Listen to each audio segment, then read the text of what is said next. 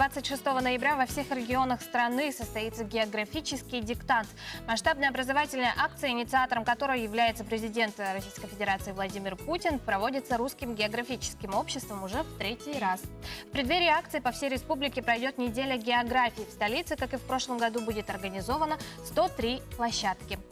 Сегодня в нашей студии мы вам представляем Анну Николаевну Матаннанову, заведующую кафедрой естественно-научного образования Института развития образования и повышения квалификации, и Юрия Григорьевича Данилова, исполняющего обязанности председателя регионального отделения Русского географического общества. Доброе утро, уважаемые гости. Какова главная цель акции и вот этой вот недели, да? Русское географическое общество, как известно, существует уже более 100 лет, так, и вот наше отделение уже более 100 лет. И уже третий год мы проводим Всероссийский географический диктант. В этом году он вышел даже за рамки России, он сейчас считается международной уже акцией.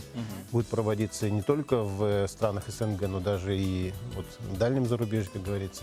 И итальянцы, французы, в общем, будут участвовать, русскоговорящие, естественно, русскоязычные. И вот в этом году мы решили, кроме того, чтобы провести, собственно, сам диктант, и провести неделю географии. И, как известно, мы, в общем-то, оба года, и в 2015 году, и в 2016 году занимали первые места, наша республика, по количеству участников. И, в общем-то, когда были подведены итоги, в целом по России мы тоже, по качеству знаний, если говорить, то тоже в серединке где-то мы находимся. Николаевна, какие мероприятия? По инициативе нашего регионального отделения географического общества проводится вот эта вот неделя. Она будет очень насыщена разными событиями на географическую тему, да? И для школьников, для родителей, вообще для общественности. И два основных события, главных, можно сказать, да, это, во-первых, вебинар для учителей республики. Он будет посвящен проблеме использования краеведческих региональных учебно-методических комплексов. Я принесла показать вам некоторые из них.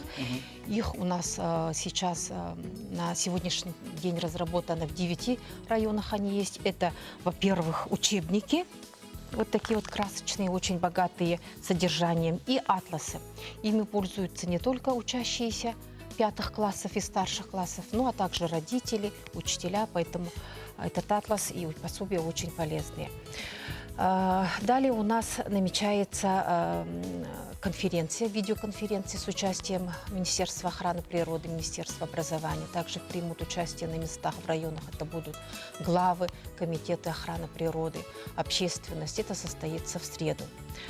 Кроме этого, много событий у нас будет в Национальной библиотеке, в музеях нашего города. И активно примет участие молодежное крыло нашего регионального отделения. Они проведут много разных конкурсов, интересных экскурсий для школьников, для взрослого населения. И последний день у нас будет посвящен проведению географического диктанта. Это будет 26-го. Все события, которые произойдут в течение этой недели, будут освещаться у нас на телевидении, на радио. На радио будут проходить также интересные на географическую тему разные конкурсы с призами. Поэтому мы обещаем, что в течение этой недели у нас в республике будет интересно.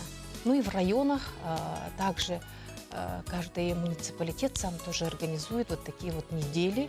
Такую неделю у каждого будет своя программа, свой план в районе.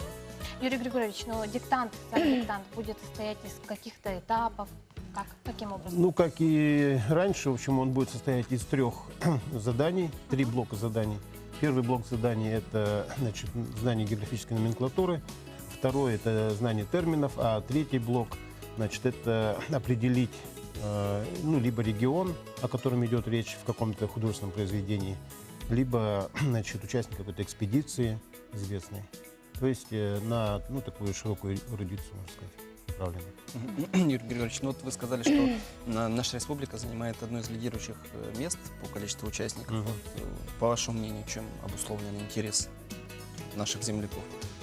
Здесь вообще надо поблагодарить, конечно, наших участников 15-16 годов, потому что действительно, особенно в прошлом году, в 2016 году, было такое даже, можно сказать, движение народное.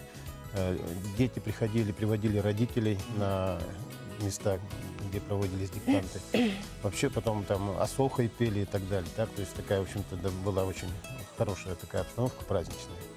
Это, конечно, благодаря работе нашего, конечно, отделения, так, членов, которые организовывали все это дело.